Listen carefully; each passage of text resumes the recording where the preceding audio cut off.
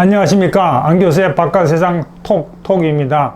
낸시 펠로시 미 하원 의장이 대만을 방문하고 나서 지금 베이징이 난리입니다. 역대급 군사훈련을 하고 있습니다. 중국이 가지고 있는 최신의 스텔스 전투기, 최신의 군함을 동원해 가지고 실탄 사격하고 난리입니다. 그 다음에 등폭 미사일도 11발 쐈습니다. 근데 제가 이렇게 보니까요, 이게 지금 중국의 대만 전략이 완전히 바뀌었어요. 지금까지는 중국 본토에서 대만 해협을 향해서 쏘고 인민해방군이 대만 해협을 건너고 상륙해서 무력 점령하는 전략이었는데, 요번에 저 지도를 보시면은 대만을 동서남북으로 삥 둘러싸고 6곳을 찍어서 군사 훈련을 했습니다. 대만 해협 쪽에 한 곳, 대만 해협 북쪽에 2곳, 대만 해협 남쪽에 2곳, 대만 태평양산에 한 곳인데, 뭐를 의미하냐면은 앞으로는 대만을 완전히 포위해갖고 봉쇄해갖고 대만을 고사시켜갖고 굴복하게 만들겠다는 겁니다. 이게 첫 번째 굉장히 중요한 전환이고요.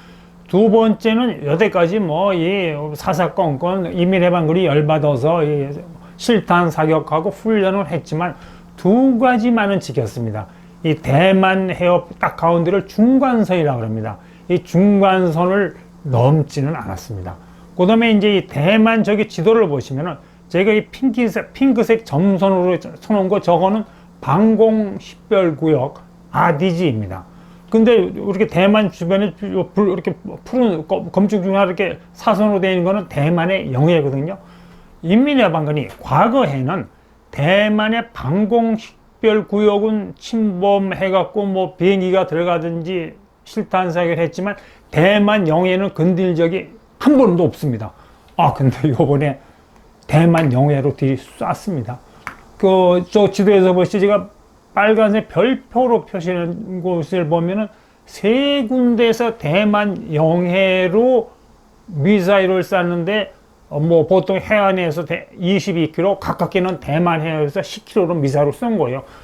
해안에서 10km면 그렇게 바닷가에서 보면 보일 정도고, 그 다음에 중간선을 넘은 거는 인민해방군 함정 10척이 넘었고, 전투기가 22대가 넘었습니다. 그러니까 이거는 실수로 넘은 게 아닙니다. 이거 의도적으로 넘은 겁니다. 이렇게 딱 보면 이제 완전히 베이징은 새로운 전략입니다. 과거에 대만 해협을 건너서 무력 점령하겠다는 걸 바꾸고, 제가 여러 번 말씀드렸지만 이거는 시간도 많이 걸리고 실제로 실현이 굉장히 힘들거든요. 그러니까 이거 간단하네. 대만이 섬이니까 바다하고 공중에서 봉쇄해버리면 결국은 대만 경제, 에너지 식량이 바닥이 나면은 고사하고 항복한다. 근데 이러한 중국의 새로운 전략을 뒷받침해 주는 것이 펑샹싱 인민해방군 국방대학 교수가 이런 말을 했습니다.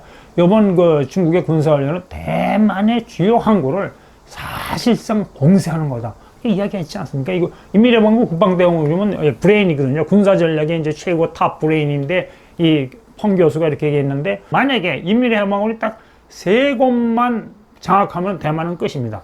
저렇게 오키나와에서 들어가는 대만 북쪽 해안, 필리핀에서 들어가는 대만 남쪽 해안, 그 다음에 태평양 연안. 태평양 연안에는 중국이 좀 3척의 항공모함을 갖고 있으니까 여기다가 랴오닝, 산둥, 후지안 3척 항공모함만 딱 띄워놓으면은 든든하죠. 그리고 참고로 절대로 항공모함은 인민해방군인지 미군인지 대만 해협으로는 집어넣지 않습니다.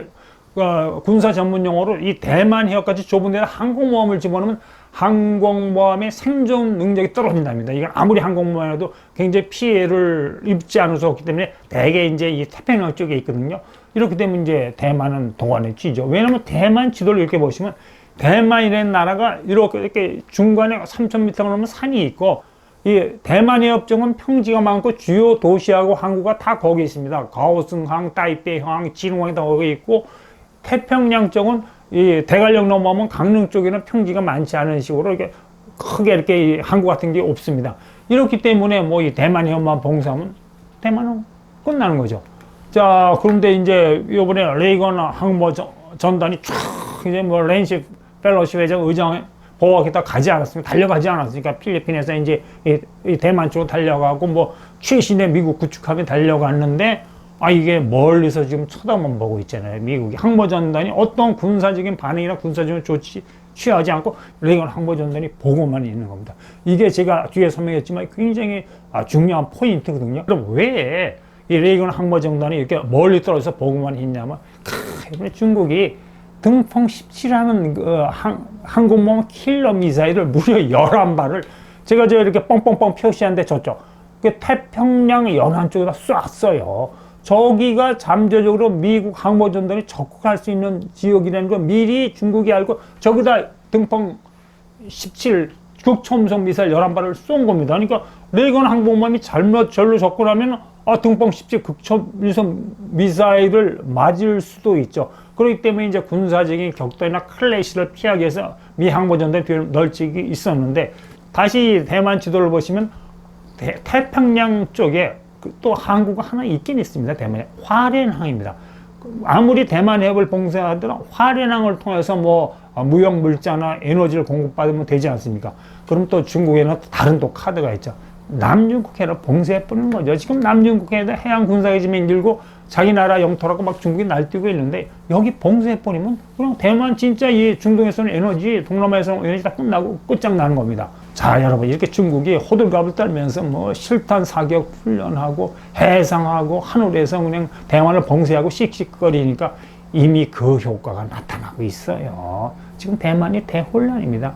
이 대만 정부가 긴급하게 일본 정부하고 필리핀 정부하고 합의해서 대만에서 이렇게 나가는 항로 있지 않습니까? 민간 항로 18개를 긴급 개설했습니다. 왜냐면 기존 대만 해협이나 이 중국군이 군사훈련, 실탄 사격 훈련을 하는 쪽으로 가면 피해가 있을 수 있으니까. 근데 이게 무려 항공기 플라이트로 300편 정도 운항하는 게 차지 있어서 이렇게 우회해서 이렇게 나가야 되고요.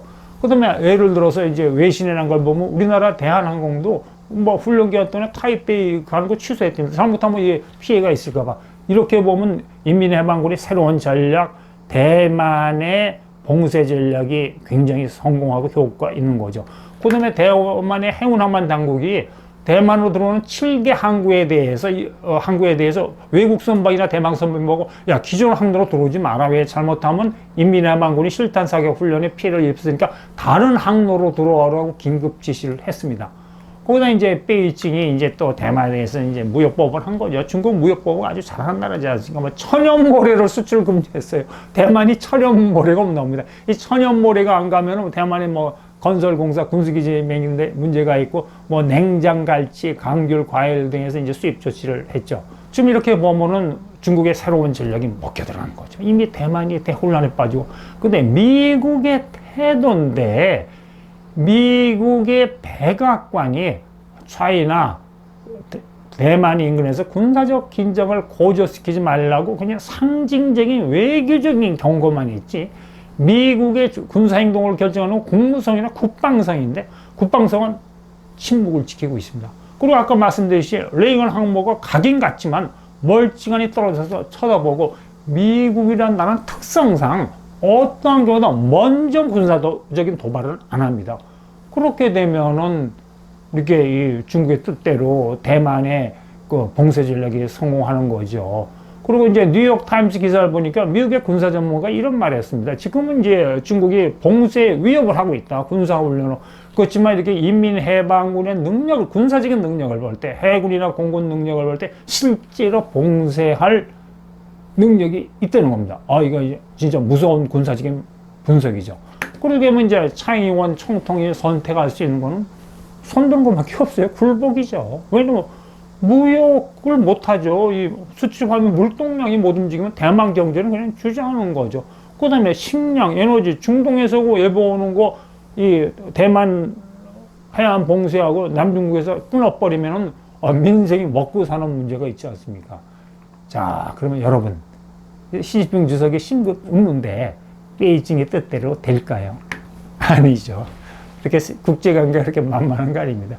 일본의 니혼게이자이 신문이 분석하는 거 보면은 이렇게 중국이 막 대만을 압박하면 분명히 서방세계가 러시아의 우크라이나 침공에 대해서 경제 보복을 한 식으로 중국에 대해서 경제 제재, 무역 제재를 하는데 니온 게이자이 신문의 분석에 보면 중국 GDP의 7.6%에 해당하는 1조 600억 달러가 증발할 거라는 겁니다.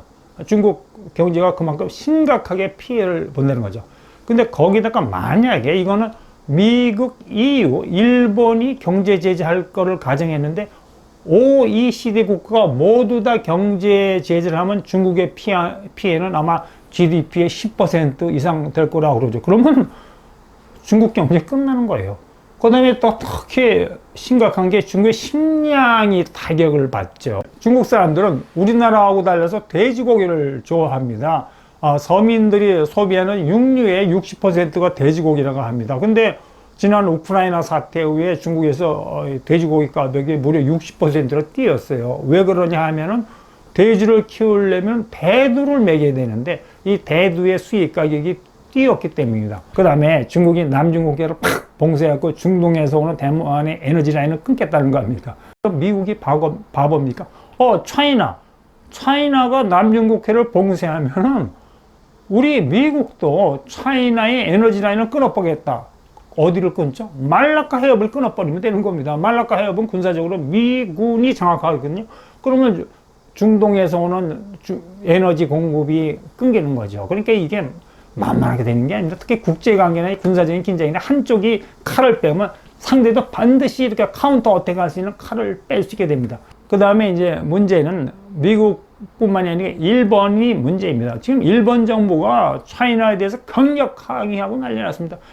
차이나, 당신들이 이렇게 대만 인근에서 16곳에서 실탄 사격 훈련하는 거니까 일본의 안보에 심각한 위협이다. 왜 그러냐면요. 등폭미사일 11발 쏜 게, 저 지도에서 자세히 보시면 요나구리 섬이라고 해서, 요나기 섬이라고 보통, 이 일본 섬이 바로 대만 바로 옆에 있어요. 일본 섬인 요나기 섬 옆으로 등폭미사일이 떨어진 거예요. 근데 위에 또 제가 이렇게 표시해 놓은 건 뭐냐면, 센카쿠 군도 있지 않습니까? 일본하고 중국하고 영토만 센카쿠 군대 옆에 떨어졌고, 또 등폭미사일의 5발은 일본의 배타적 경제수역으로 뚝 떨어진 겁니다. 그러니까 일본 입장에서 보면 이건 완전히 일본에 대한 도전이고 일본 안보를 위협하고 있다는 거죠. 그 다음에 또 이거는 일본이나 대만 문제가 아니죠. 우리나라도 문제입니다. 만약에 이 남중국해를 중국이 봉쇄하면은 저 노란색이 이제 우리나라에 들어오는 LNG나 석유의 정상적인 수입 항로죠. 남중국해를 지나서 대만 해협을 지나주 최단거리 물류비로 올 수 있는데 대만 해협하고 남중국해를 중국이 봉쇄해버리면 우리나라하고 일본으로 오는 에너지는 삥 저 필리핀 밖으로 돌고 대만 밖으로 삥 돌아가고 오면 제가 보기에 지금 한 1.5배, 2배의 물류 비용이 더 많이 들어요. 그러면 우리나라하고 일본 짜증나는 거죠. 짜증. 거기다 더 큰 문제는 G7 외무장관들이 차이나에 대해서 강력히 경고했습니다. 차이나 그렇게 공격적인 군사 행동하지 말라. 당장 멈춰라. 니온 게이자이 신문의 분석에 하면 이 중국만 피해가 있는 게 아니고 이제 이 무역 제재를 하면은 세계 경제에도 1조 달러 이상의 손실을 입는다는 겁니다. 아까 제가 중국은 경제 보복이 있으면은 중국은 GDP의 7% 이상 피해를 본다 그랬지만 미국도 피해를 본답니다. 약 한 1.3% 정도, 유럽은 2.1%, 일본은 3.7%. 일본이 가장 큰 피해를 보는 겁니다. 그러니까 G7 국가, 특히 일본은 국가안보 측면이나 경제적인 측면에서 저거를 그냥 놔둘 수가 없는 겁니다. 그 다음에 이제 이 봉쇄가 장기화 되잖아요. 그러면 대만만 두드러 패는 게 아니고, 뭐 중국 스스로도 경제적인 피해가 있고, 그 다음에 뭐 일본, 유럽, 미국 모든 나라가 피해가 커지면 모든 주요국에서 강경파가 득세를 하게 되죠. 예를 들어서 미국 상원 외교위원장의 메넨데스에 의한 뉴욕타임스 보도에 이런 거 하면 저 백악관 정신 차려. 2014년에 푸틴이 크림반도를 병합했을 때 미국하고 서방 세계가 미지근하게 대응했기 때문에 푸틴이 우습게 보고 금년에 또 우크라이나 쳐들어간 거 아니냐. 대만 사태도 저거 미지근하게 뭐 항공모함만 버리고 태평양 멀리서 멍하니 쳐다보면 저건 또 중국이 큰 군사적인 도발을 한다. 그러니까 이 철저히 미국이 군사개입, 여기서 말하는 군사개입은 지상군을 보내면 큰일 납니다. 이건 전쟁입니다. 해상이나 공군력이나 해군력을 투입해서 대만을 도와줘야 된다고 주장하고 있는 거죠. 근데 이제 군사 전문가가 이제 우려하는 건 뭐냐면 저러다가 우발적인 충돌입니다. 우발적인 충돌. 미국 비행기하고 중국 비행기하고 미국 군함하고 중국 군함하고 우발적으로 충돌하는 거예요. 그러면 무슨 사태가 일어날지 모르죠. 세계 전쟁사를 볼 때 우발적인 밀리터리 클래시가 큰 군사적인 격돌로 변한 적이 상당히 있습니다. 오늘 여기까지 하겠습니다. 여러분 오늘 하루 원더풀 하십시오. 감사합니다.